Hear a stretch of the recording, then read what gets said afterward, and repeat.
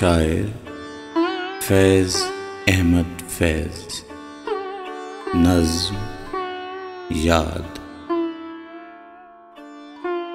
दश्ते तन्हाई में ऐ जाने जहां लर्ज़ां हैं तेरी आवाज़ के साए, तेरे होंठों के सराब।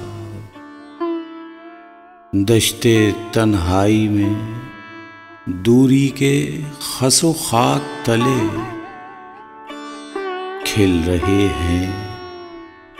रहे हैं तेरे पहलू के सुमन और गुलाब। उठ रही है कहीं कुर्बत से तेरी सांस की आँच, अपनी खुशबू में सुलगती हुई मध्यम मध्यम। दूर उफ़क़ पार चमकती हुई कतरा कतरा गिर रही है तेरी दिलदार नज़र की शबनम।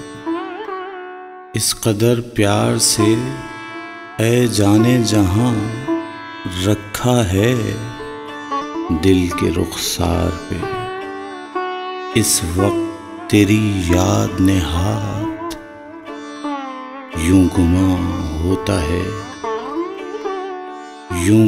होता है गरचे है अभी सुबह फिराक।